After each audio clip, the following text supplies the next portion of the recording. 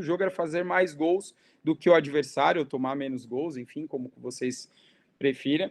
Mas o importante é que ele seja ofensivo acima de tudo e busque essa ideia de um contra o goleiro, né? Buscar um contra o goleiro, né? Essa relação que é importante. E aí, dentro das ideias básicas, o que eu posso fazer com e sem a bola? Né? Então, eu inicio o ano, né? A gente faz algumas brincadeiras, algumas atividades com os nossos atletas, inclusive algumas sessões audiovisuais.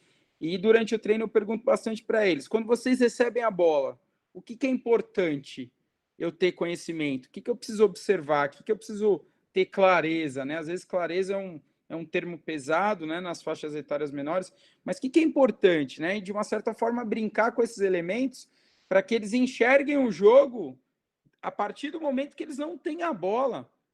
Então, assim, dentro de uma ideia, né? E aí a gente vai construindo, e aí tem até um estudo que estão fazendo para entender quanto tempo o jogador passa com a bola na mão durante um jogo, e pensando que a maior parte do jogo a bola está em deslocamento, né? Em deslocamento de um passe, de um lançamento, enfim, a bola não está na nossa mão.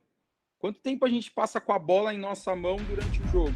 Pouquíssimo tempo. Se a gente tem 14 jogadores em quadra jogando, tem as questões de inferioridade, enfim, tem as questões do mini handball, que talvez seja número reduzido, mas são coisas específicas. Se a gente tem um volume grande de pessoas dentro da quadra e todas têm a possibilidade de estar com a bola, então a grande parte do jogo a bola não está na minha mão. Então a importância das construções antes de eu ter a bola é fundamental para o jogo. Então, né, pensando numa questão, e a gente fala muito da proposta pedagógica, no primeiro slide que eu citei, né, e aí eu faço uma relação com o treino, eu gosto de relacionar tudo que a gente fala com o treino. Por que a gente ensina para o atleta, né, que ele tem que fintar, né, acima de tudo? Eu treino finta no cone, eu treino não sei o quê, algumas coisas que eu particularmente não concordo, mas que acontece. Eu treino a finta no cone, eu treino atacar o cone, mas a gente está criando relações com a bola. Se grande parte do jogo ele está sem a bola na mão. Então, será que a gente não tem que apresentar o jogo para ele a partir de algumas ideias que eu estou sem a bola? E deixar com que ele desenvolva as relações com a bola e a gente ir interagindo com isso? Então, uma ideia, uma coisa a se pensar, eu vim pensando isso durante muitos anos e mudei minha concepção do jogo de ataque, mudei minha concepção de introduzir as ideias ofensivas, né, sejam elas ações individuais ou meios táticos coletivos, porque grande parte do jogo a gente está sem a bola. E dentro dessas ideias básicas, como eu falei, a ideia de construir antes de eu ter a bola, perceber espaços, buscar esses espaços, qual forma eu vou aproveitar esses espaços, qual forma eu vou aproveitar a largura da quadra. A quadra tem 20 metros de largura, às vezes as crianças conhecem só 5, 10, né? Porque todos querem ficar próximo da bola. Então, como que eu vou me relacionar com isso? Observar os companheiros, saber se meu time tem 6, se meu time tem 5, meu time tem 4, se o ataque, né? Se a defesa, né, tá defendendo com 5, com 6, se o defensor que está me marcando é mais alto, é mais baixo, é mais fraco, é mais forte, né? Se tem um espaço para que eu vá batendo bola e faça o gol, não tem espaço. Olha quantos elementos a gente tem para perceber durante o jogo e para a gente criar esses estímulos aos atletas, que a gente não pode pensar em outras coisas antes da gente criar essa relação que é básica. E ter essa relação de largura e profundidade e, no fim, tomar decisões. Então, algumas ideias básicas que eu acredito que são importantes para a gente desenvolver o jogo de ataque antes de mais nada. E aí, voltando ao tema, atacar defesas abertas, quais os nossos objetivos? Buscar espaços, romper as linhas defensivas, e aí a gente traz um balãozinho aí com uma simbologia de romper em uma linha defensiva com desmarque, né, uma possibilidade de um desmarque, e aí atacando contra defesas abertas, no caso, a defesa 3-3, né, a gente tem duas linhas defensivas, e quanto mais eu crio possibilidades de romper essa primeira linha defensiva, né, mais facilmente eu consigo chegar ao gol. Criar uma conexão das ações. Então, uma ação individual boa pode desencadear um meio tático coletivo, né? Então, se eu fizer uma boa fixação, eu posso gerar um cruzamento. Se eu fizer uma boa fixação ímpar, par ímpar, eu posso gerar uma penetração sucessiva, né? Então, as ações individuais desencadeiam as ações coletivas, né? Os meios táticos coletivos.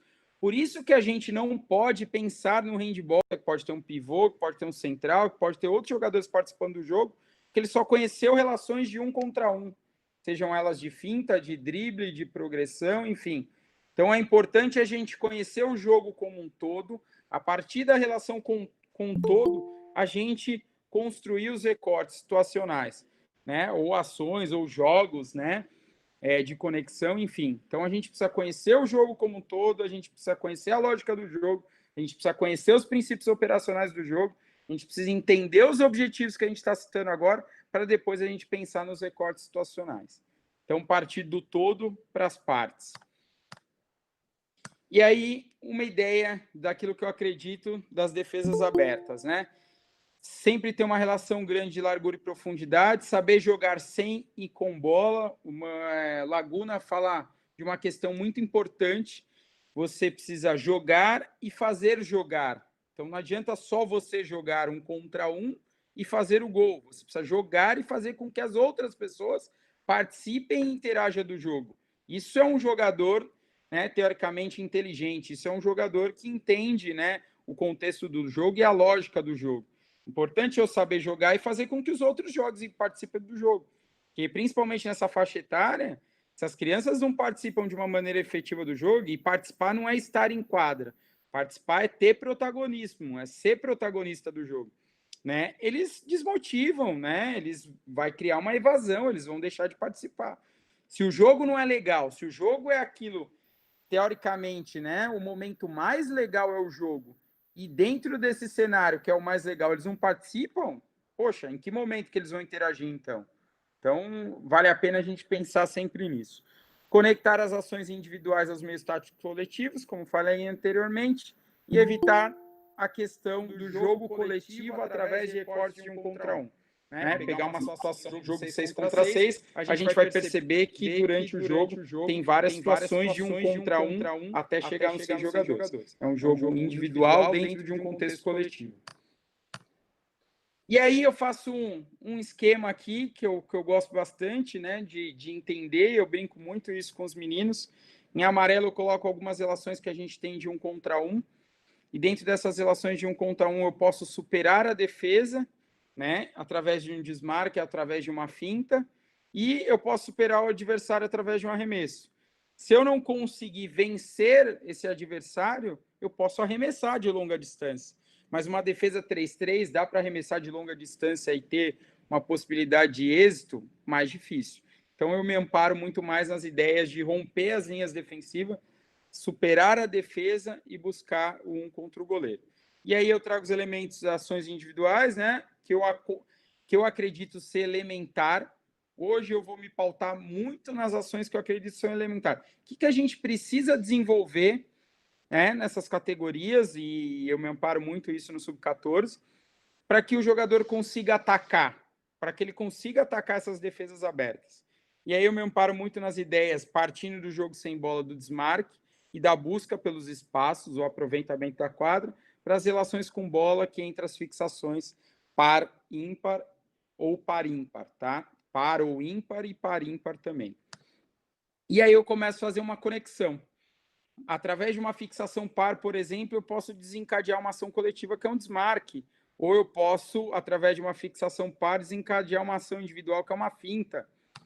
E a partir disso eu desencadeio várias ações coletivas, que uma fixação par pode gerar um cruzamento, que um cruzamento pode gerar um passe-vai, uma fixação ímpar pode gerar uma penetração sucessiva, e a partir disso, de ações individuais, eu vou construindo uma relação com o jogo coletivo. Olha a importância de eu conhecer o jogo como um todo, para eu voltar para as partes, dar sentido às partes para fazer uma conexão do jogo. Então eu saio de um entendimento do jogo para conhecer as relações individuais de 1 contra 1, para chegar em conexões de 2 contra 2 até 6 contra 6. Então a importância sempre de conhecer o jogo como um todo, dos princípios operacionais do jogo, daquilo que envolve o jogo e a lógica do jogo, para a gente chegar nessas situações que a gente precisa desenvolver, que eu considero elementar. E aí, um pouco de uma forma bem rápida, né, o que são esses temas, né, e aí dá alguns exemplos aqui em umas apresentações, animações bem rápido. Então, o desmarque ofensivo, uma relação de desmarque aí pela frente, lembrando sempre da ideia de ruptura, né, de linhas, então um desmarque ofensivo. Aí uma outra ideia de um desmarque ofensivo, porém por trás, pelas costas, em que eu crio uma possibilidade de receber a bola também.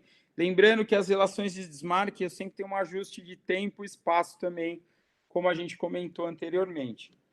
Então, explorar bastante as relações de tempo e espaço. Né? Ah, Walter, mas você não citou o passe. O passe não é importante, né, para essa construção desse jogo e atacar. Eu acho que é mais importante o passar, a ação, né? Porque desenvolver passe na parede, ou fazer o paredão, ou passar 2-2, em algum momento é importante. Não que eu não faça exercícios analíticos, eu faço sim exercícios analíticos, eu acho que sem técnica a gente não tem jogo, mas eu acredito que a técnica, quem determina a técnica é a tática, né? Então a tática, né? A técnica surge a partir de uma ideia tática, né? A partir de uma diretriz que é a tática. Então, por isso que eu considero o passar mais importante que o passe. E aí, uma outra ideia de desmarcar, e aí eu crio um elemento de participação de uma outra linha ofensiva. Aqui eu tenho, para quem teoricamente ficou com dúvida, uma primeira linha ofensiva, né? E aqui eu tenho uma segunda linha ofensiva.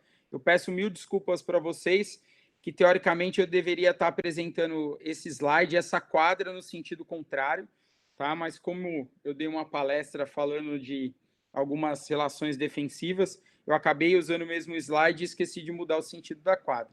Quando a gente fala de ataque, teoricamente, né, isso seguindo um pouco da literatura espanhola, o sentido da quadra deveria estar o inverso, tá? Então, peço desculpas, foi uma falha minha, mas a gente vai conseguir explicar. E aí, a importância que eu falei da gente relacionar todos os jogadores e de fazer com que todos participem. Então, a gente vê muitos jogos, e eu tenho inúmeros jogos filmados das categorias menores, mirim infantil, em que esses meninos normalmente jogam aqui porque eles têm maior força, maior domínio, né, de alguns elementos técnicos táticos, né, táticos técnicos, e aí por isso eles são armadores, e os pontas e os pivôs que têm mais dificuldade, né, cognitiva, motor, enfim, eles jogam aqui na segunda linha ofensiva, quando todos deveriam, nessa faixa etária, ter domínio e condição de participar em todos os postos. É importante essa questão de oportunizar, principalmente nas categorias menores, os jogadores para participar em todos os postos. Então, criar uma relação com várias linhas. Esse jogador precisa saber jogar com esse, com esse, com esse e assim por diante. E aí, o desmarque defensivo ou de apoio, alguns autores não concordam com a relação do desmarque de apoio.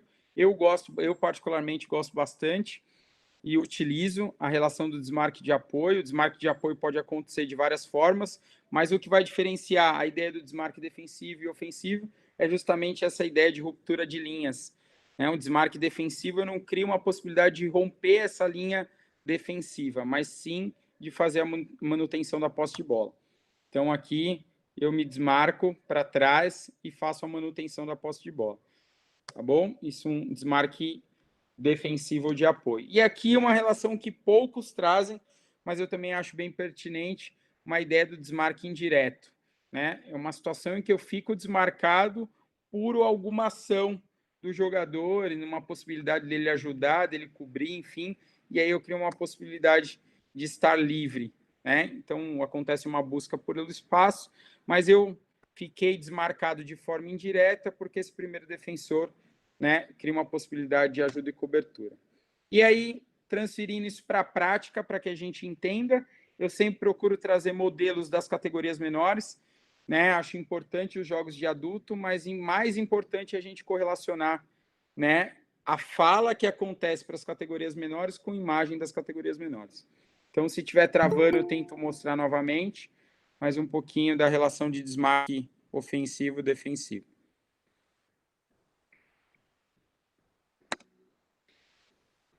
Só um minuto aqui, eu vou tirar meu áudio e talvez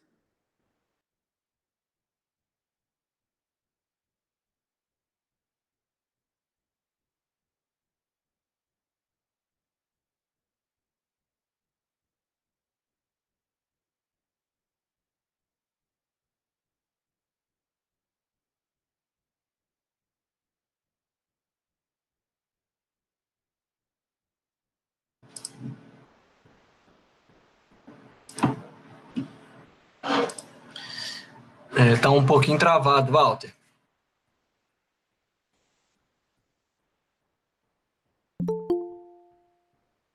Você desativou o áudio e esqueceu de ligar de novo.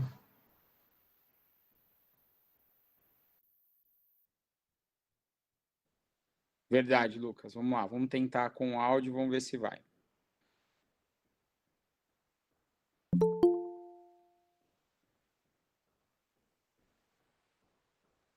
Aqui eu crio uma relação, né? Possibilidade de um desmarque ofensivo pela frente, né? Aqui é uma defesa aberta, mais do que um 3-3, uma marcação individual. E eu trago exemplos da defesa mais ampla, né? Partindo do individual para a gente chegar no 3-3.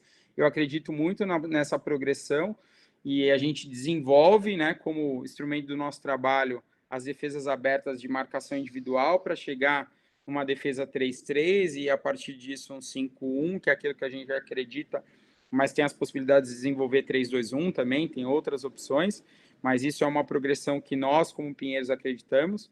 Então, uma relação de desmarque pela frente, eu vou dando algumas pausas para a gente conseguir visualizar de uma maneira melhor. Aqui, mais uma situação, né, de desmarque. Opa, vamos lá de novo.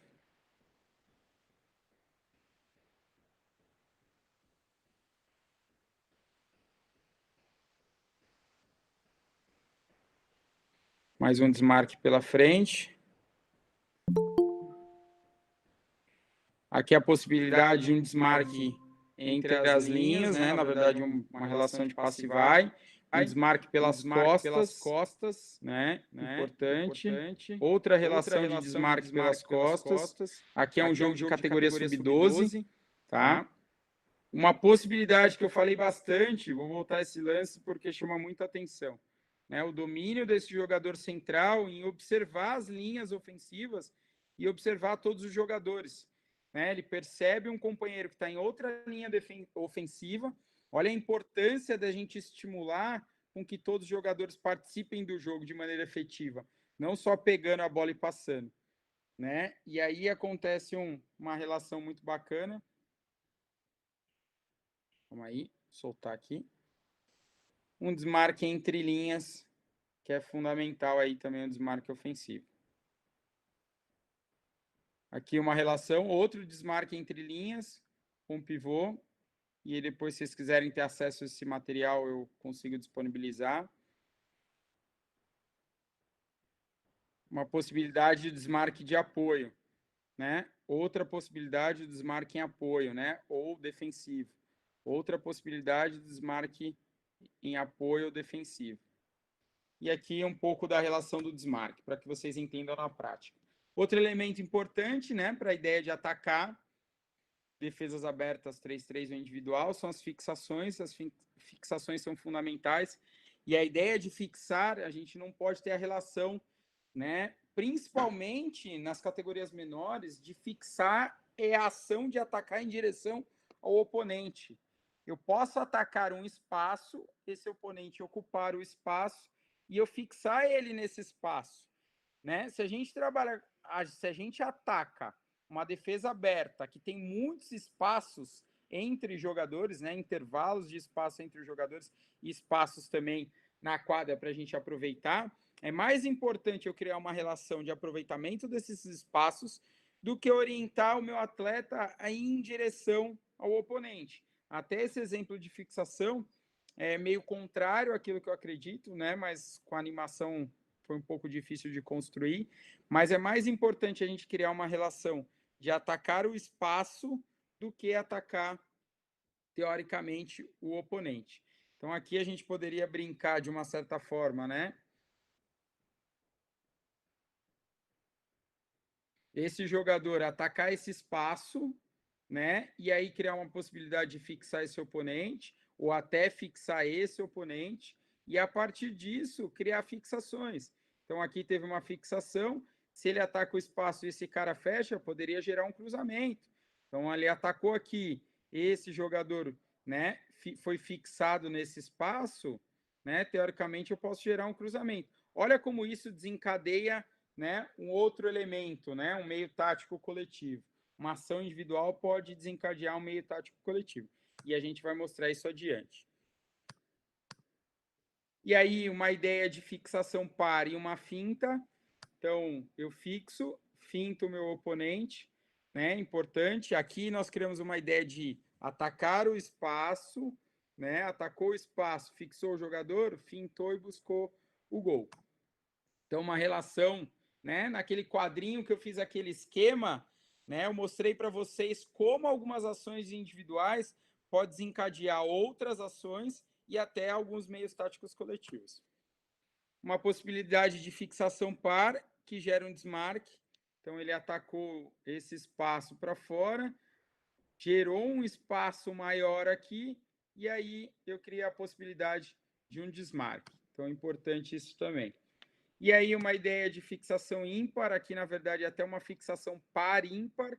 E aí, para que fique mais claro para vocês, fixação par é quando eu fixo o meu oponente direto, tá, em um determinado espaço. Fixação ímpar é quando eu fixo o meu oponente indireto, tá, ou correspondente ao meu companheiro, em um determinado espaço. Aqui foi par ímpar porque ele fixou os dois oponentes. Isso gerou uma possibilidade até de uma ação de penetração sucessiva, né? Uma ação individual gerou uma possibilidade de penetração sucessiva. Esse jogador deveria ter percebido e ter, né, se deslocado para esse espaço vazio. Então, a importância do que eu falei lá atrás nos primeiros slides. O que é importante antes de eu ter a bola? Perceber espaços, perceber companheiros, que eu falei lá ter uma relação de largura e profundidade, né? Entender se o jogo, quem está me marcando é um oponente forte, fraco, rápido, coordenado, enfim, criar algumas relações para que quando chegue, né, nessa ideia do jogo coletivo, eu tenho mais clareza de como eu posso desenvolver.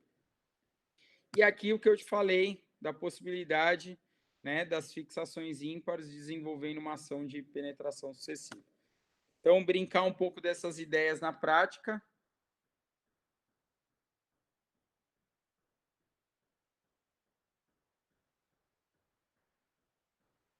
Mostrar aqui um vídeo para vocês. Tentar agilizar o máximo possível para a gente gerar o tempo de pergunta. Uma ideia de fixação e uma finta, né? Uma relação bacana. Aqui também uma fixação e uma finta de corpo. Uma possibilidade de fixação. Aqui houve uma falta de ataque.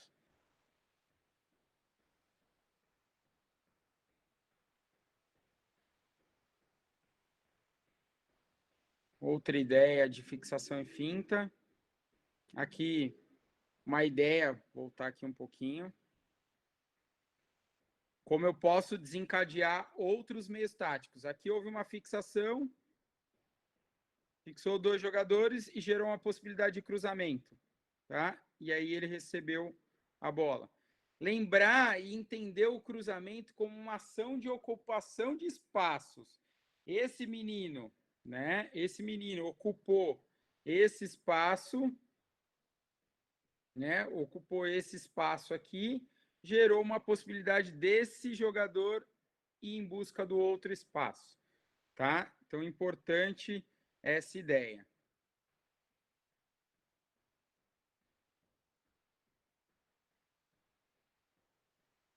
Aí, uma outra ideia de fixação, com uma resposta em cruzamento. Uma outra possibilidade de fixação em finta, com uma ideia de penetração sucessiva. Tudo jogo de categorias menores, como não é um bicho de 7 cabeças desenvolver esses elementos. Ó, outra ideia de fixação par ímpar e uma ideia de continuidade de penetração. Aqui uma ideia de fixação par ímpar e um passe para o pivô. Né? Não conseguiu ter o passe, mas uma ideia importante. Opa!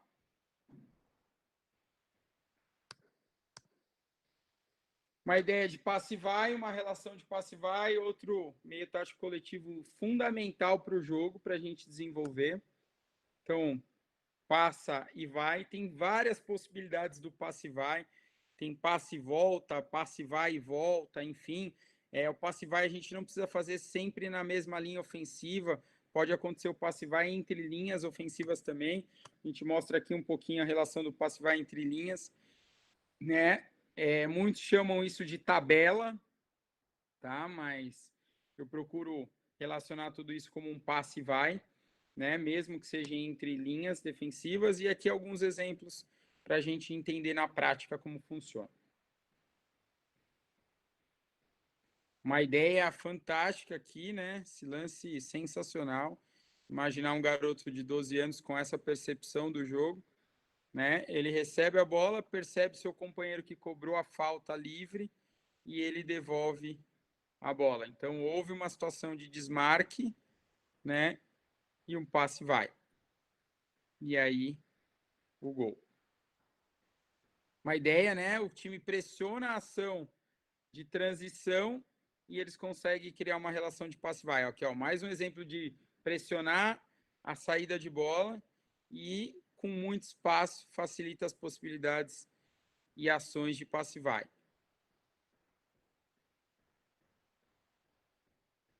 Um passe vai entre linhas, olha que bacana, né? Olha como isso desencadeia outros elementos. Aqui numa categoria sub-14, tá? Uma categoria sub-14 essa, aquela é sub-12. Passe vai entre linhas, cruzamento, passe vai e uma ação de busca por espaço. De novo, uma ação de cruzamento, ó, cruzamento com passe vai, muito bacana como a gente pode desencadear outras ações através de um elemento, ó, é um cruzamento e um passe vai. E a possibilidade da busca por espaço. Sempre com a ideia de romper linhas, acima de tudo ser ofensivo, buscar uma situação de um contra o goleiro. Ó, romper linhas e a ideia da relação do jogo com o pivô. Então, como a gente pode brincar isso de várias maneiras. E aí, por último, uma ideia de penetração sucessiva, que a gente brincou lá atrás, né? Que a penetração sucessiva a gente pode, né, criar ela, desencadear ela a partir de ações de fixação. Então, aqui gerou uma fixação, aqui gerou uma fixação, uma possibilidade de ajuda e cobertura. E aí, um pouco disso na prática também. Tudo isso com ideias de como eu posso atacar com defesas abertas. Olha quantos elementos eu posso desenvolver com as defesas abertas. Tudo isso a partir de uma ideia central: atacar livre. Nenhuma ação dessa é sistematizada, nenhuma ação dessa, até um termo que eu não concordo muito, é mecanizada, né? Não tem nada combinado, né? Então, eu sou muito crítico à ideia de ações sistematizadas nas categorias menores. Eu acho que a gente tem que partir de uma ideia de construção do jogo livre, a partir desses elementos e desses meios táticos coletivos que eu mostrei para vocês. E olha como a gente tem vários elementos para poder atacar defesas abertas. Isso que eu nem entrei na ideia de postos ainda. A gente tem a possibilidade de desenvolver postos, jogar com pivô, jogar sem pivô e com mais um armador. Mas eu vou procurar focar nessa ideia básica, central, para depois a gente pensar numa ideia complementar. Vamos lá, continuando aqui. Uma ideia de penetração sucessiva. Aqui ele não quis aproveitar o espaço para chutar, né? Mas construiu e teve êxito. Isso, acima de tudo, deve ser valorizado. Uma ideia de passe vai, uma possibilidade de cruzamento, né? Uma penetração sucessiva. Olha quantos elementos eu tenho dentro dessa ação, né? Ó, quantas ações, táticas técnicas individuais e meios táticos coletivos eu coloco dentro de uma ação como aquela. Aí, de novo, uma categoria sub-12, uma relação, né, de atacar, uma mudança de ritmo e direção, uma possibilidade de penetração e continuidade da bola. Aqui, por último, as ideias dos cruzamentos. Os cruzamentos têm uma particularidade minha, que eu eu apresento os cruzamentos para os atletas de uma maneira diferenciada. Então, eu acredito que os cruzamentos é uma ação de ocupação de espaços e não apresentar os cruzamentos como uma ação, né, sistematizada ou mecanizada. Vamos cruzar agora e passar a bola para aquele lá. Eu não acredito. Eu acredito que a ação de cruzamento é desencadeada por uma ação, teoricamente, de fixação par ímpar, ou que ele ataca um determinado espaço e esse jogador responde. Então, vamos partir de um princípio básico, e eu brinco muito com os meninos, né? Faço até uma relação com eles. Se você vai ao banheiro e abre a porta, tem alguém utilizando aquele banheiro, não dá para você ir naquele. Você tem que ir em outro banheiro, né? Então eu brinco com eles, eles dão risada, e é uma pura verdade. Se eu ataco esse espaço, né, e esse espaço passa a ser ocupado, esse jogador tem que buscar outro espaço, né? E a partir disso eu construo uma relação de cruzamento, né? Então eu não mecanizei isso. Eu falei para ele, se alguém ocupar o seu espaço, você tem que buscar um outro espaço, que seja ele para fora, mas para fora seria difícil porque a gente tem um pivô aqui, né? Então o ideal é que ele responda em cruzamento. Então, a partir de uma ideia central, que é de ocupação de espaço, eu desenvolvo uma relação de um meio tático coletivo, que é o cruzamento. Então, eu acredito muito nessa ideia. E aí, exatamente o que eu falei, criou uma fixação, né? E aí gerou uma possibilidade de cruzamento. Ver isso na prática, importante a gente relacionar isso com a prática. Vou até dar um pause. Lucas, está dando para ouvir, ver as imagens, tudo tranquilo? Estou tentando acelerar um pouquinho para deixar o nosso tempo. Já sim, tá rodando. Tá rodando bem. Ótimo. Vamos lá. Um pouquinho das ideias de cruzamento. Uma ideia de passe-vai. Não gosto tanto dessa ideia. Uma ação que ele vira de costas para o gol. Ele perde um elemento central, que é a ofensividade. Todo atleta que tem a bola ou que não tem a bola, ele tem que mostrar a todo momento que ele está participando do jogo. Uma vez que eu fico isolado no canto da quadra, não busco espaços, não busco a bola e não tento interagir com o jogo, né, a atenção da defesa com relação à minha pessoa é zero. Então, a todo momento eu tenho que ser ofensivo. Isso a gente tem que falar diariamente para os nossos atletas. Com bola ou sem bola, eu preciso ser ofensivo. Eu preciso ter a busca pelo gol, eu preciso buscar os espaços, né? Eu preciso buscar gerar desequilíbrio defensivo acima de tudo. Então, ele vira de costas, então, uma ideia que eu não concordo, mas a partir de uma relação de resposta muito boa, né? Teve um cruzamento e uma possibilidade de passe-vai. Outra ideia importante, de busca por espaço, aqui poderia gerar uma possibilidade de continuidade da bola. Não gosto muito da ideia de jogar tão longe, gostaria que jogasse um pouco mais próximo, né? Olha que ideia rica, né? A partir de uma ideia de desequilíbrio defensivo, a gente tinha um defensor que veio cobrir e gerou uma possibilidade de jogar com pivô. Vou voltar de novo essa cena. Olha, um cruzamento, né? Que gerou uma possibilidade de ruptura, de romper uma linha defensiva, de buscar um espaço, né, em direção ao gol, e tudo isso, né, gerou uma possibilidade de ajuda e cobertura, e sobrou o pivô. Nada disso mecanizado. E aí eu volto numa ideia para finalizar, né, os últimos 2 vídeos. Eu acredito muito no desenvolvimento, né, do jogo para atacar defesas abertas a partir da ideia do jogo livre. Né? Vamos apresentar os elementos, todos esses elementos que eu mostrei para vocês. Vamos deixar os jogadores interagir com esses elementos, vamos deixar com que eles desencadeiem, né, ou encadeiem melhor esses elementos, né, criem uma conexão desses elementos, como eu mostrei, essas conexões, e a partir disso a gente construa a ideia do jogo livre. Olha que possibilidade bacana nesses lances da ideia do jogo livre, né? Várias ações, um passe-vai, gerou uma possibilidade, continuou, reorganizou, buscou um espaço, gerou uma fixação, gerou um cruzamento, um passe-vai, e eu busquei um espaço de 6 metros. Nada disso é sistematizado ou mecanizado, né? Sempre as ideias de ofensividade e busca por espaços. através de ações individuais, ó, né? Ou meios táticos coletivos. E aí, opa, mais uma ideia, mais alguns vídeos. A partir da ideia da construção, a partir da ideia do jogo livre.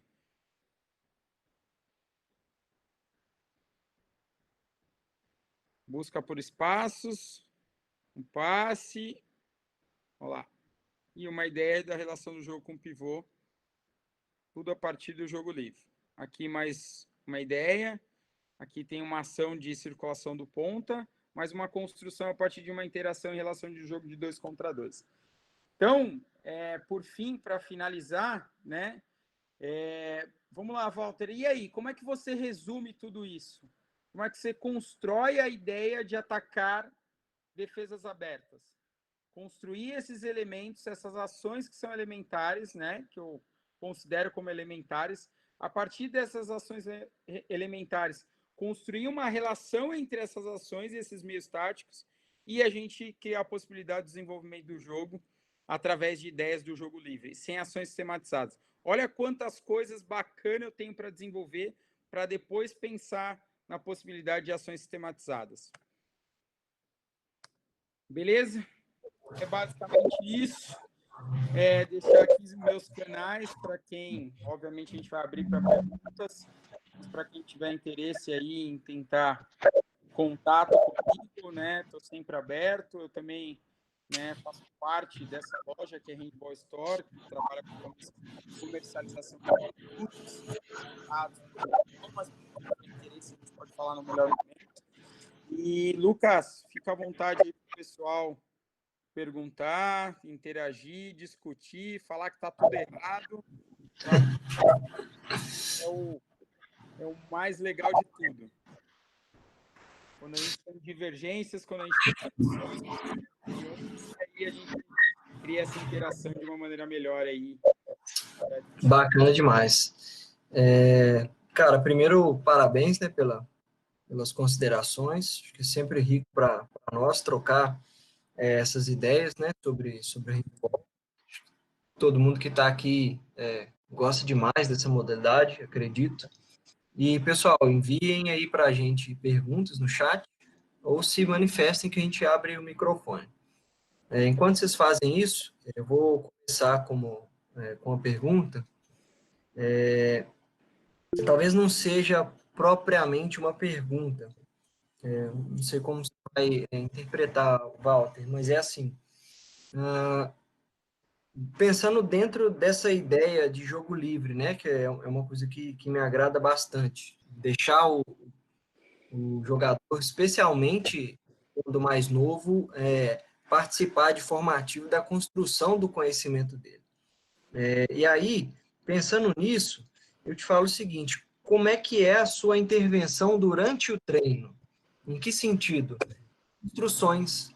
Então, por exemplo, você tem por hábito fazer perguntas para ele, olha, o que você errou aqui? Qual era a melhor decisão aqui? Você observou o ponto X? Ou o que você deveria ter observado? O que você poderia ter feito para solucionar tal situação? Ou então, você os deixa mais... ou melhor, você dá menos informações, você intervém menos, de forma que as próprias características da tarefa que você elaborou no seu treino direcionem as crianças para solucionar essas questões. Boa, muito bacana, Lucas. Eu me amparo muito numa ideia, eu falo de uma tríade, né, que é treinador, prática e autonomia. Então, eu brinco muito nessa relação, né, o treinador como mediador de alguns processos, né, e ele interage de uma certa forma com a imprevisibilidade e o caos que é o jogo. Acho que jogar a bola para o alto e deixar o pau comer lá não é treino, né? A gente tem que partilhar das ideias do jogo, das construções a partir do jogo, deixar o atleta interagir com a imprevisibilidade do jogo, mas não é jogar a bola para o alto e deixar o couro comer, que isso também não é treino. Então, assim, quanto menos você pausar o treino para intervir, melhor. porque mais ele vai estar desenvolvendo, mas você precisa dar um feedback para ele. E o feedback não é a resposta, porque aquilo que você enxerga como jogo não necessariamente é a mesma coisa que o atleta visualizou naquele momento. Então, pensar numa ideia, né, num modelo um pouco mais sistêmico da coisa, não só sistêmico, mas uma ideia mais ampla, vou dar um exemplo simples, uma relação de 2 contra 1, eu tenho 2 contra 1, eu tenho um espaço. E aí, talvez para alguns, né, treinador, o cara vai falar, poxa, mas por que você não arremessou no gol, se você tem esse espaço? Mas para o atleta, talvez ele tinha mais clareza em passar a bola. E saiu o gol do mesmo jeito. Então, não é o certo ou errado. É saber você interagir de alguma forma. Acho que a gente tem que corrigir, a gente tem que pontuar algumas coisas, mas não a gente ser o dono da verdade mediante uma resposta que é finita, né? Mediante uma resposta que é única. Então, o jogo tem múltiplas escolhas, né? O jogo tem muitas variáveis. O jogo é imprevisível. Então, acho que a gente tem que interagir com isso, a gente tem que pontuar isso no treino, a gente tem que criar alguns momentos de reflexão para ele, muito mais através de situações, problemas do que de respostas. Não? E a gente tem um hábito em conduzir o treino e conduzir o jogo. Né? Tem até um texto do Lucas Leonardo, que ele fala do treinador de joystick, né? Que a gente ficou todo momento, vai, corre, passa, vai ali, por que você não correu? Porque... Gente, o jogo é do atleta, o jogo não é nosso. O jogo não é do treinador, o jogo é do atleta. O atleta precisa ter autonomia para interagir com o jogo.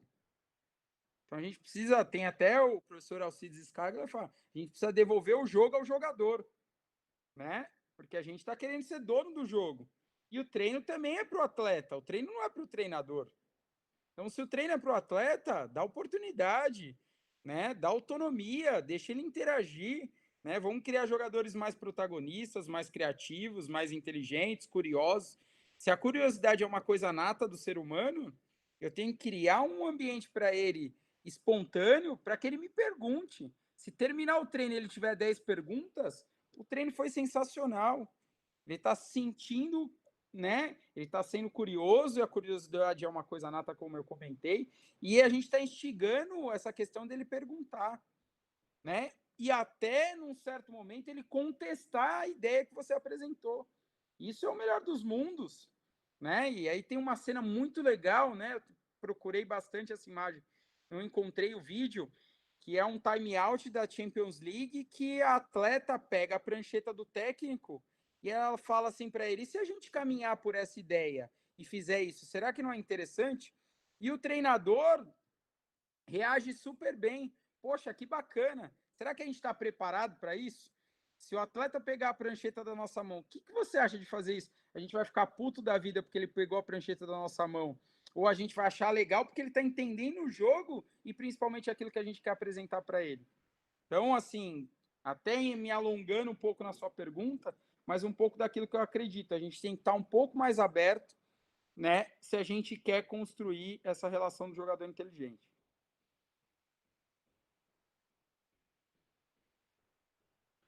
Tá fechado, Lucas, o áudio. Obrigado. Muito bacana o que você disse. E esse ponto da jogadora pegando a prancheta do treinador assim, é fantástico, porque a gente aqui, eu estou falando especialmente do meu contexto, né? E extrapolando um pouquinho, não só para a base, mas a gente imagina muito o treinador como aquele chefe, né, detentor único, de posse do conhecimento, uma pessoa superior ali, e na verdade não é assim, né? Então, muitas vezes a gente acaba abrindo, ou deveria abrir mais para a palavra dos atletas, afinal, é muito importante que eles entendam, né, que a gente caminhe na mesma linha, mas que eles também tenham liberdade para construir junto com a gente, ao invés de se incomodar ou achar que perdeu o grupo, né, por causa desse tipo de ação. Na verdade, a gente precisa de jogadores que participem com o treinador. Isso é importante para a construção de todos ali. E eu tenho observado que é o contrário, quando alguém tenta participar assim, ele costuma ser retalhado, né? ou o treinador acaba ficando puto, ou se ele abre, né, outras pessoas podem achar que ele perdeu o grupo. Então, acaba... Mas, mas, Pode, é, pode mas é uma mandar. coisa super complicada, e eu falo por exemplo próprio meu. Se acontecesse uma situação dessa, eu falaria para o atleta: pô, você quer dirigir a equipe, cara? Será que a gente está preparado para isso? A minha angústia Aham, será que a gente vem de várias escolas, eu particularmente, né? Eu fui apresentado ao handball e conheci o handball a partir de uma ideia que o treinador era o centro, o mediador do sim, processo, e era o centro do processo. Não, o centro do processo tem que ser o atleta. Então, será que a exato. gente está preparado para isso? É uma ideia sensacional. Eu demorei muitos anos para perceber isso como treinador, que quanto mais eu criar essa possibilidade do atleta interagir com aquilo que a gente está desenvolvendo no treino e nos jogos, mais eu estou facilitando a Uhum, aprendizagem, mais eu estou facilitando a troca e mais eu estou facilitando o entendimento dele e a leitura dele quanto ao jogo.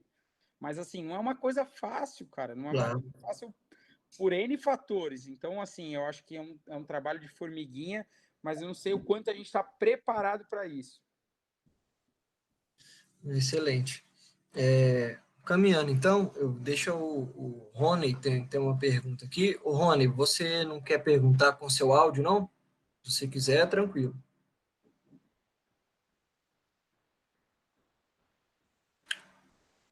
Bom, então vamos lá.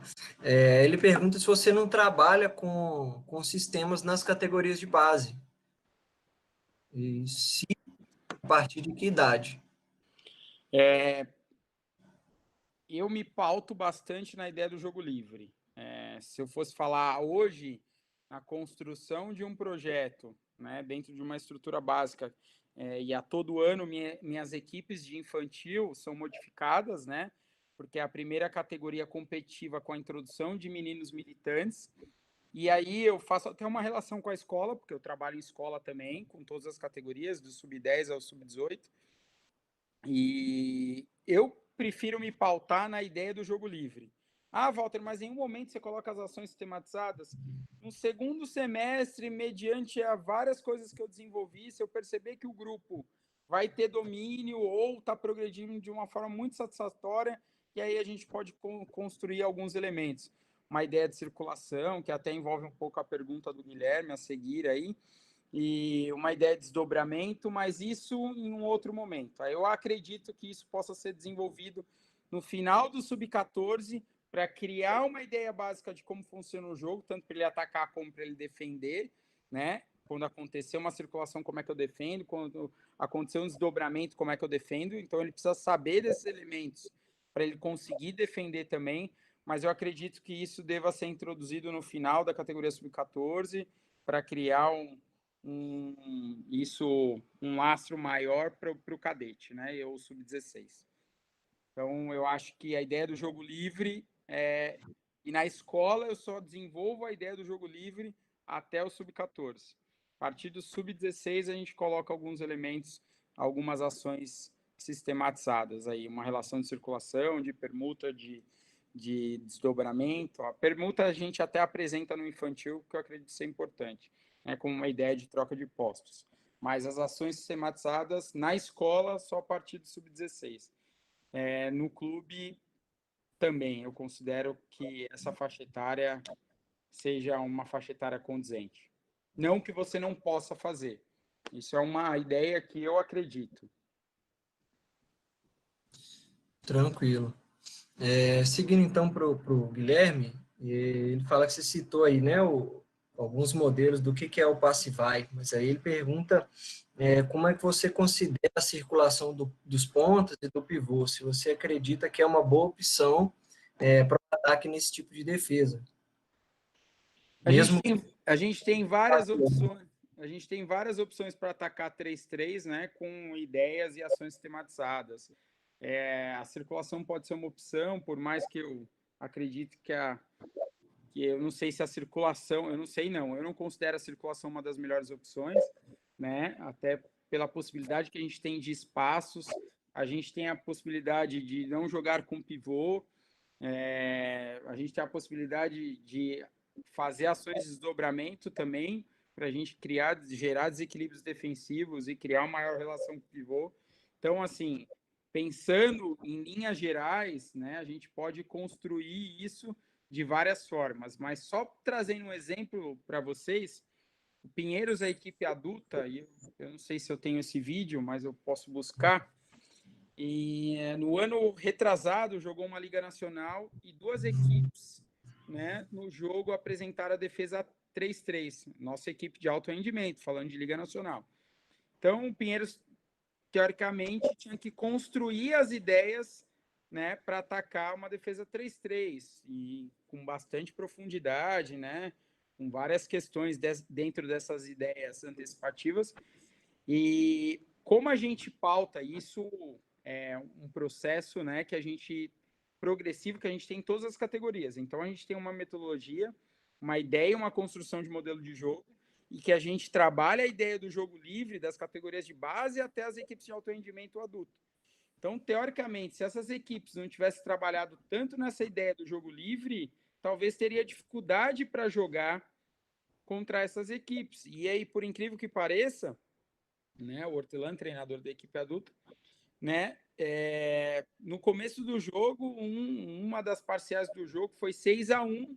A equipe contrária viu que de repente a defesa não era a melhor solução e eles baixaram para uma defesa 5-1 e 6-0 e logo, né, tiraram a possibilidade de defender 3-3. Então, olha a importância da gente construir as ideias do jogo livre, inclusive nas equipes adultas de alto rendimento, como um princípio básico para a gente conseguir atacar contra defesas abertas.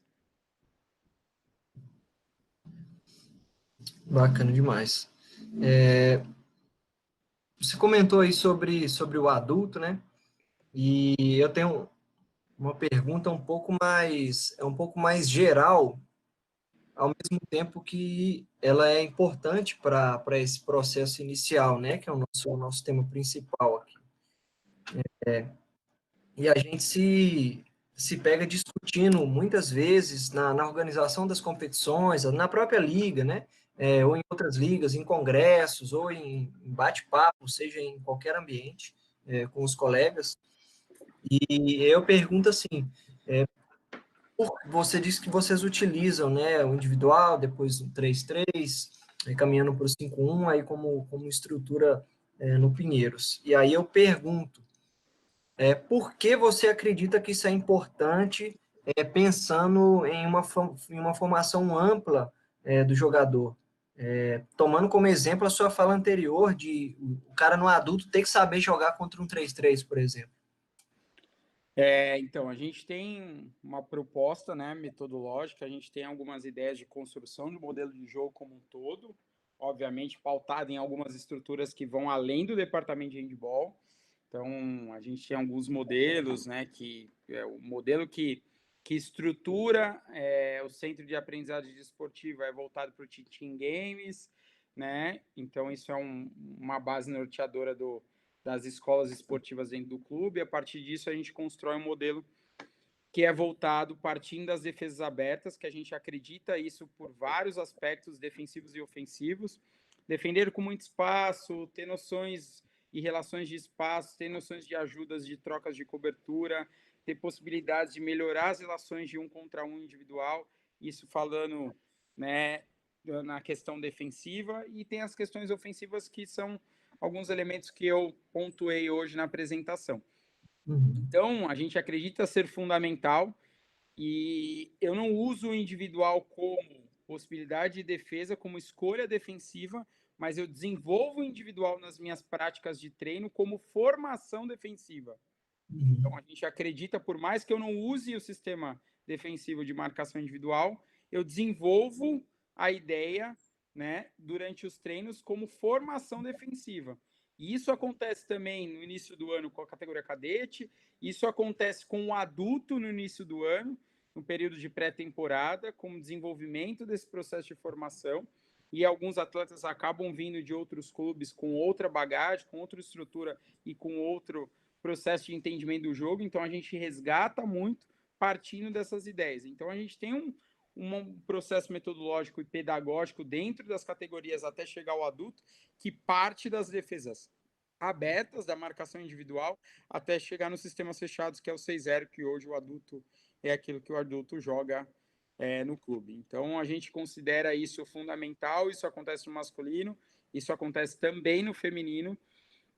E aí, fazendo uma relação daquilo que você comentou com relação aos regulamentos e às competições, aí entra uma série de fatores que eu não vou entrar no mérito, mas assim, eu sempre pergunto, né? E tem uma fala de um treinador, que hoje é um dos consultores de Portugal, que ele fala assim: havendo a possibilidade dos bons treinadores interagir, a gente não precisa de regulamento adaptado.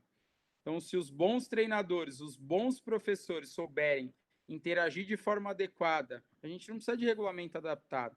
Então, por que, que a gente coloca que tem que marcar individual? Por que, que a gente coloca que tem que marcar 3-3? Né? Como uma possibilidade de desenvolvimento partindo do princípio que nem todos os treinadores vão adotar isso. Então, assim, e aí é uma fala dele que ele bem, de certa forma, bem pontual, é que se a gente coloca dentro dos regulamentos adaptados, é que a gente possa tirar proveito de alguma forma disso.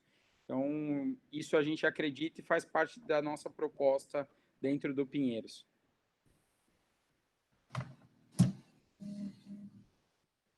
Bacana. Sempre interessante os comentários, tanto do Paulo, quanto do Paulo Sá, né, do Paulo Pereira, do Paulo Sá, não lembro se foi algum deles que comentou isso com você, mas não sei como é aí no interior, eu sei que você está mais na capital, mas aqui a gente ainda tem bastante dificuldade em romper um pouquinho com o modelo baseado no ensino da técnica, que é um pouquinho que você falou no início, né, de eu tenho que treinar finta, finta, finta, finta, finta, finta, depois eu tenho que treinar passe, passe, passe, passe, passe, passe, depois eu tenho que treinar o X do goleiro pra caramba, e agora vamos jogar, como se fosse só acoplar isso daí para atender a todas as demandas do jogo, e na verdade a gente sabe que é muito mais do que isso, né? Então a gente ainda tem dificuldade aqui, especialmente quando a gente vai caminhando para o interior, em romper um pouquinho com essas ideias. Tiago tem uma pergunta? A gente tem bastante dificuldade ainda, né? A gente parte de uma ideia inicial, né, que muitas gerações aprenderam por intermédio disso. Eu, quando treinava handball, né, e durante o treinador também, a gente vai lá e faz a bateria e fala, ó, forma uma coluna todo mundo, agora arremessa em cima, agora arremessa embaixo, agora arremessa... Mas nunca ninguém me explicou o porquê da bateria ser daquela forma. Então, de uma certa forma, a gente reproduz muita coisa. Né? Esse é o meu grande questionamento. A gente reproduz muita coisa. Às vezes, muitas vezes, né? E eu, como treinador, fazia muito isso. Eu ia assistir o curso do Lucas, né? Falando, o Lucas vai salvar meu ano, cara. Eu vou pegar o modelo de jogo do Lucas e vou aplicar na minha turma e eu vou ser campeão, cara. Poxa, mas será que a roupa que o Lucas usa vai servir em mim, cara? Será que, Uhum. né, os exercícios que o Lucas usa vai servir para o meu grupo? Será que a forma que ele ataca é funcional para o meu grupo? Então, se a gente parte de uma realidade hoje, que cada vez mais a realidade das escolas são grupos heterogêneos, dos clubes também são heterogêneos, são níveis de aprendizagem diferenciados, as crianças chegam, uns sabem muito, outros não sabem nada, uns são menores, outros são maiores. Como é que eu vou reproduzir modelos se as realidades são diferentes? Então, assim, a gente volta num ponto lá atrás, né? E eu falo muito disso. Não adianta a gente querer, e o Rony está colocando muito bem, né? Não adianta a gente querer uma receita de bolo, Exato. porque eu não sei fazer bolo, muito menos sei dar receita. Então, eu prefiro muito mais, né? E eu discuto muito isso. Todo mundo fala, Walter, manda seu planejamento para mim. Eu falei, não, rabisca aí numa folha de pão, numa folha de caderno, manda o que você acha que é interessante para o seu planejamento e vamos discutir a sua ideia. Sua ideia é mais relevante do que a minha. Você entende o seu grupo, você conhece a sua realidade, você conhece, né, o seu cenário, você sabe dos seus objetivos, você sabe da competição que tu vai participar. Eu não sei de nada. Como é que eu vou dar o meu para você? eu vou estar fazendo um crime, cara. Vou estar dando meu trabalho para você. Não é o problema dar o trabalho, eu não ligo, eu compartilho todo o material. Mas, assim, depois de muitos anos, eu comecei a pensar: por que eu quero tanto do outro se eu não sei o que fazer com o do outro? Então, eu ia para os cursos falando: putz, agora eu vou aprender. Lucas é fera em atacar contra defesas abertas. Ele é fera, eu vou escutar ele e eu vou ganhar de todo mundo. Poxa, falso engano, né? Talvez eu vou pegar algumas ideias, alguns princípios, algumas coisas que pautam o trabalho do Lucas para construir o meu trabalho, mas não pegar o modelo do Lucas e aplicar com os meus meninos, né? E assim, cada vez mais a gente tem que fazer nossos atletas entender o que a gente quer. Essa é a grande angústia. Quantas vezes a gente ouviu do atleta, e eu ouvi várias vezes, inúmeras vezes, mas professor, o que você quer? Eu não entendi. Eu não entendi o que você quer. Então, cada vez mais a gente tem que ser claro para os nossos atletas. Nossos atletas sabem o que a gente quer? A gente é claro com aquilo que a gente está passando para os nossos atletas? A gente tem clareza? Eles sabem disso? Eles entendem? Eu vou lá e peço tempo técnico. Falo para eles, faz isso, isso, isso. Eles entenderam depois do tempo técnico? Pode pega time out de categoria menor, até sub-14. Deve ter 20% dos time outs são funcionais. É muito mais uma sessão psicológica, o time out, do que, né, uma coisa producente no sentido tático-técnico. Vale mais a água que você dá para o atleta no time out e a passada de mão na cabeça para ele acalmar do que o que você mostrou na prancheta.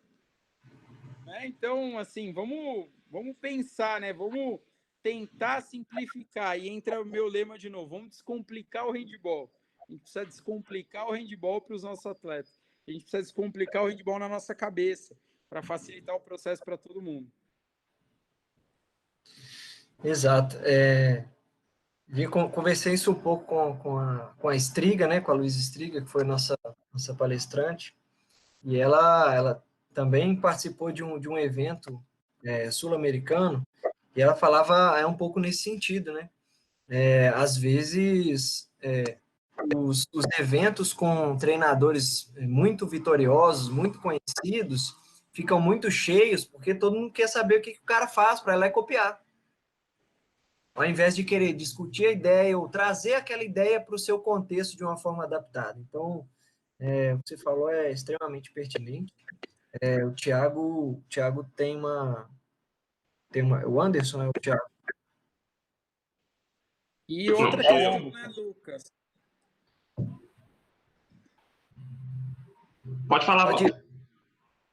Outra questão importante, né? Se a gente organizar um curso, né, de formação para treinadores para categorias de base, ou que não seja formação para treinadores, se a gente organizar um curso para treinadores de base e organizar um curso da iniciação ao alto rendimento, que eu contesto o tema, a gente não conseguiu nem discutir ataque aqui. Como eu vou falar da iniciação ao alto rendimento em um dia, em meia hora? Então, eu quero descobrir o segredo, né? Eu estou a minha vida inteira tentar aprender um pouco das categorias de base e entender um pouco mais do alto rendimento, e nem assim eu tenho domínio de tudo. Imagina como que eu vou aprender em um dia. Em uma hora, né? E a gente vê os cursos de alto rendimento cheios. Né? Se for dar um curso e a gente trazer o treinador da seleção espanhola, que é o Jordi Ribeira, que é um cara fantástico para falar da base, mas vamos pensar em uma outra pessoa.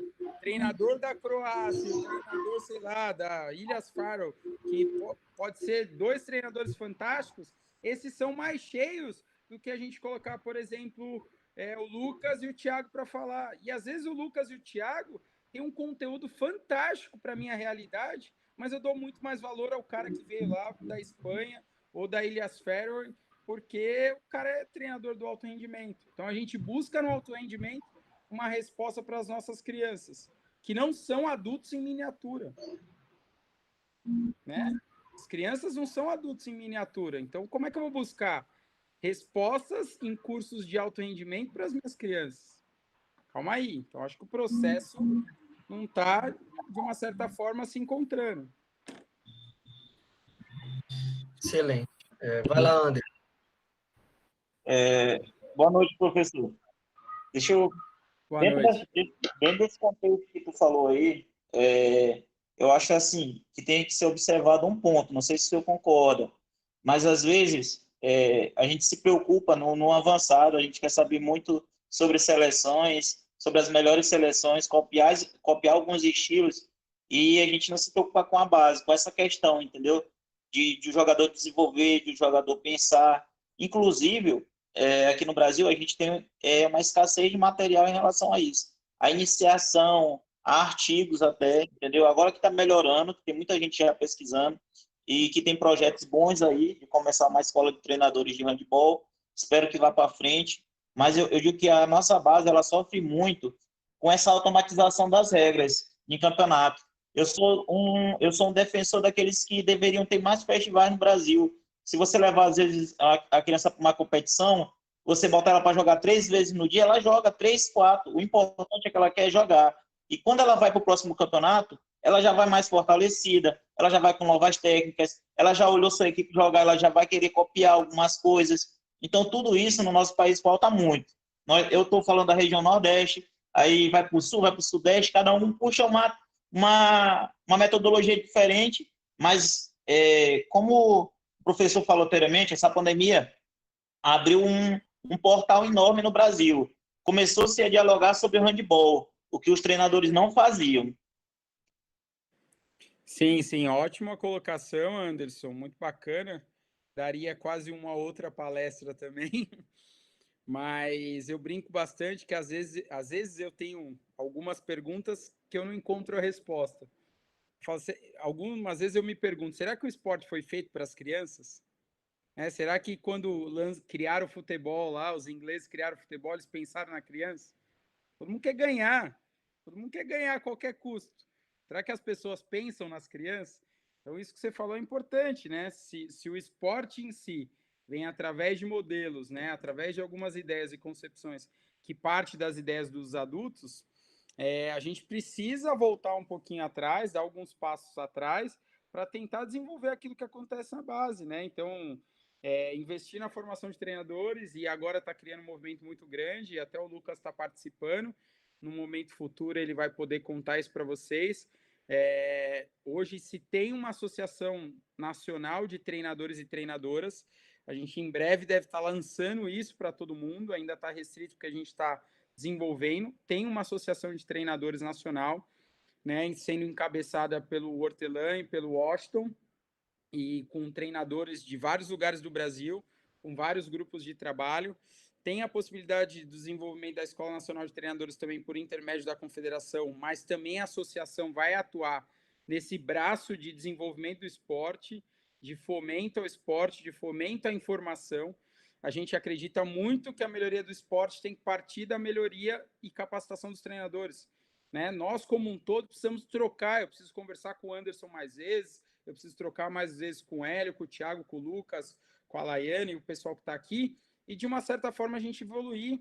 Eu não sei o que acontece hoje no Maranhão, o Brasil é continental, né? O que acontece no Maranhão acontece de uma forma, o que acontece em São Paulo acontece de outra forma. Então eu não acredito que a ideia é padronizar, isso eu não concordo. Eu acho que essa questão, né, é importante, essa questão cultural é importante, né? Desenvolver o esporte como vocês desenvolvem no Maranhão é importante para o desenvolvimento do nosso esporte, né? O que a gente precisa é entender o esporte de uma maneira mais próxima, né? E entender o esporte é capacitar os treinadores, né? Então, acabar com essa ideia que os cursos de alto rendimento e pensar nas seleções, como você falou, quantos alunos chegam à seleção? 5%? 3%? Né? Quantos da escola chegam aos clubes? Pouquíssimos. Eu trabalho em escola. Eu não tenho 10% dos meus alunos da escola nos clubes. Então, vamos lá. Por que a gente está pensando tanto no alto rendimento e está esquecendo? Então, as competições escolares precisam ser melhores. Eu tenho minhas ressalvas, né, dos Jogos Escolares Brasileiros. Tenho várias ressalvas, né? As competições, os festivais precisam acontecer. O mini handball. Quantos projetos no Brasil desenvolvem mini handball? São pouquíssimos. Agora que está começando a se falar de uma forma maior do mini handball. Então, não tem o mini handball. Na minha escola, por exemplo, não tem mini handball. Começou há 2 anos. Isso eu trabalho na escola há 10. Então, olha quantas coisas a gente precisa fazer para a base, para fomentar o esporte de uma forma estruturada, né, e organizada. De uma certa forma, a gente precisa sistematizar isso. né? Mas para que a gente pense no futuro, né? Porque a gente não tem clube hoje, não dá para falar de alto rendimento. Quantos clubes de alto rendimento a gente tem no Brasil? Quantos clubes têm recurso financeiro para jogar uma Liga Nacional? Pouquíssimos. Então, como que a gente vai falar do alto rendimento se a gente não tem recurso? Então, a gente precisa desenvolver o coração do esporte. O coração do esporte está dentro da escola. Isso eu brigo sempre e isso eu vou defender. É uma bandeira que eu sempre defendo, que a gente tem que dar valor ao profissional que está dentro da escola, que tem pouco material, que tem um espaço pequeno, mas que ele tem 100 alunos apaixonados pelo esporte. E ele faz chover com 2 bolas, né, numa quadra aberta, no sol. É esse cara que eu dou valor. Não é o cara que, assim, eu dou muito valor ao meu clube, sou eternamente grato ao clube que eu trabalho, mas a realidade do Pinheiros não é a realidade do Brasil, né? Quantos Pinheiros nós temos dentro do Brasil? Pouquíssimos. Então, assim, o meu valor é o cara que está na escola, que tem pouco material, que tem pouco incentivo, que tem pouco estímulo, mas o cara faz chover dentro da escola. Ele tem 100 alunos, 50 alunos e ele desenvolve handball. Essas pessoas a gente precisa se preocupar. Essas pessoas a gente precisa dar informação. Essas pessoas a gente precisa criar programas de capacitação.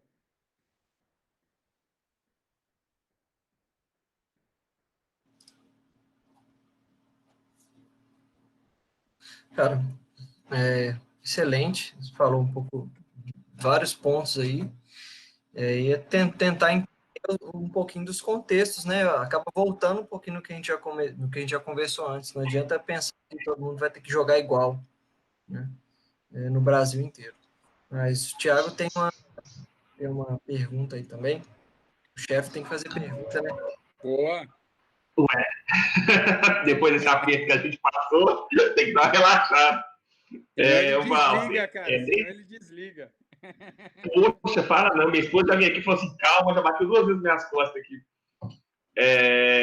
Pensando, avaliando um pouco os campeonatos que a gente aqui em Belo Horizonte, a gente realizou ano passado, eu reparei muito que algumas equipes, até sub-12, sub-14, já estão usando o goleiro linha, jogando 7 contra 6 no sub-12. Eu queria saber a sua visão sobre isso, entendeu? No meio, desenvolver os meninos, superioridade numérica no 7 contra 6, no sub-12, se você acha isso válido ou ainda está muito cedo. Vamos lá, né? Eu volto no terceiro ou quarto slide da apresentação, né, Thiago? Na ideia, assim, o que a gente quer? A gente quer formar, qual é o jogador que a gente quer formar? Né? O que a gente acredita como processo de formação?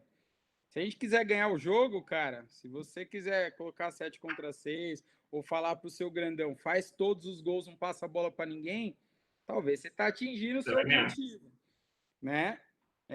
Vamos lá, vamos jogar 7 contra 6, eu vou pôr o goleiro, marcação individual. Fala pro goleiro, ó, sai batendo bola, vai sozinho, ou põe um menino de linha no gol. Já vi muita gente fazer isso. Põe um menino de linha. Ah, meu goleiro é ruim, não vai pegar a bola mesmo. Então põe um menino de linha no gol, ele defende a bola, sai batendo bola e faz o gol, porque ninguém marcou ele. Então, assim, de novo, o que nós queremos? Nós queremos ganhar o jogo. E aí eu tenho um texto no meu Instagram, né? Eu escrevi um texto que eu fiz um levantamento dentro de São Paulo dos 5 primeiros artilheiros mirins há uns anos atrás. E aí eu pergunto, onde estão os artilheiros mirins? Cadê os artilheiros mirins? Os meninos, pouquíssimos desses meninos que eu levantei continuam no esporte. Um deles, eu até brinco, era o Pedro Pacheco, que agora está no Tatran da Eslováquia lá, que jogou no Pinheiros com a gente, seleção brasileira e tudo mais, e ele foi um dos artilheiros. Aí ele até brincou, tô aqui. Falei, poxa, mas são pouquíssimos. Né? Então a gente tem vários meninos que são artilheiros mirins, né? Até por orientação dos treinadores, vai lá e faz o gol, não passa a bola para ninguém, que você é o mais forte, o mais rápido. Mas depois esses meninos chegam aonde?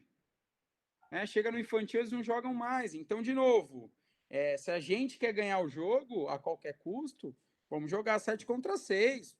Se é que os meninos têm domínio para ter aproveitamento do 7 contra 6. Né? Às vezes, uma ação de 2 contra 1, ele não consegue ter uma resolução do 2 contra 1, que ainda tem dificuldade. Imagine 7 contra 6, que eu tenho 13 jogadores dentro de um espaço que às vezes em algumas quadras no escolar, por exemplo, minha escola não tem quadra 40x20. As quadras das escolas, né? Até porque os engenheiros não conhecem de handball e não estão nem aí para o handball. Então, né? Eles nunca vão construir quadra 40x20 porque vai ocupar muito espaço. Vão fazer um laboratório, vão fazer alguma outra coisa, né?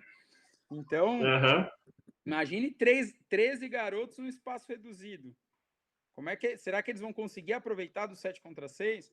De novo, hein? A gente cai no papel do treinador. A gente volta na mesma problemática. Qual é o papel do treinador?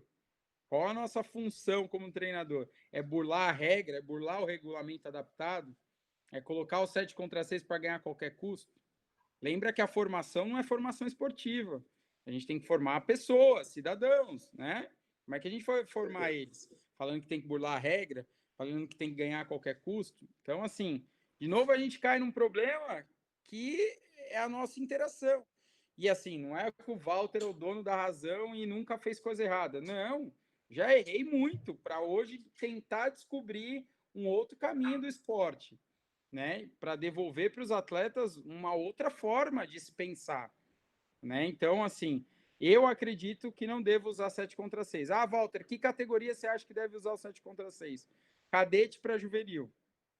Até porque entra uma outra questão. Eu não sei o quanto eles conseguem aproveitar do 7 contra 6. Por experiência própria, eu introduzi o 7 contra 6 uns 4 anos atrás, mais ou menos, com a minha equipe de infantil, foi um desastre, que eles não sabiam nem que tinha 7 na quadra, né? E aí não dava tempo de eu construir nada, a equipe roubava a bola e fazia o gol, porque o menino não sabia que tinha que trocar. Então, gente, Ele entra, toma 2 gols e tira o goleiro. Não vou jogar mais 7 contra 6, não. Vamos jogar agora 6 contra 6. Do coitado do goleiro. O coitado do goleiro ainda tem que sair, ele não consegue voltar para defender e a gente sempre massacra o goleiro. O goleiro sempre sofre. Não, mas era isso mesmo. Obrigado, Vilval. É isso, imagina, Thiago. Eu que agradeço aí vocês, parabéns pela instituição, né? Pela dimensão da instituição que vocês têm, cara, isso é importante. Vocês têm um papel fundamental no desenvolvimento do esporte, saibam sempre disso, né? A responsabilidade que a gente acaba tendo, e vocês principalmente, em desenvolver o esporte dentro do cenário escolar, né? Principalmente com a responsabilidade social acima de tudo. E parabéns pela iniciativa de compartilhar informação. Acho que isso é fundamental. A pandemia fortificou essa ideia e essas relações. E eu sempre estou aberto, cara. Discutir handball, bater papo sobre handball e sobre o esporte, conta comigo que qualquer buraco eu vou, cara. Não, isso é bom demais, né? Lucas. Pessoal, a gente está chegando ao final. A gente tem por hábito ido de 19 às 21. Sei que a gente teve um pequeno atraso, né? Mas se não tivermos mais perguntas, acho que a gente pode encerrar, e aí eu vou agradecer mais uma vez a presença de todos, e se o Walter quiser fazer alguma consideração final, quiser falar mais alguma coisa, só para a gente encerrar. Não, agradeço novamente, Lucas, agradeço, Thiago, né? Fica o meu contato, a gente já tem um contato prévio aí de alguma possibilidade de a gente desenvolver coisas futuras. Queremos, né, por intermédio da loja que eu tenho, quem precisar de material esportivo, agora fazendo um merchan de todas as modalidades, não só de handball, né? A gente atua com todas as modalidades, basquete, vôlei, futsal, handball, society, polo aquático, enfim. A gente está aberto, é uma loja que tem uma responsabilidade social grande, né? Não só em comercializar produtos, mas entender o cenário do esporte. A gente sabe que adquirir material não é uma coisa simples hoje em dia. A gente sua, né? Pena muito para conseguir meia dúzia de bola, e eu sei disso porque eu trabalho em escola. Então a gente conhece isso tudo, essa dificuldade, valoriza bastante. E eu estou sempre aberto, né, para trocar. Tem meus canais aí, quem tiver dúvida, manda uma pergunta no Instagram, com o maior prazer eu vou responder, talvez demore um pouquinho, né, porque além disso ainda tem uma pequena para cuidar, tem uma esposa que fala, ó, já deu horário. Mas a gente sempre vai trocar e discutir handball com o maior prazer, e o que eu puder. Eu tenho um lema de vida que eu preciso devolver ao handball aquilo que o handball me deu. Então, eu sempre falo isso e sempre vou querer ajudar de alguma forma. Obrigado aí por todos que participaram aí de alguma forma, interagiram e ouviram algumas besteiras do Walter.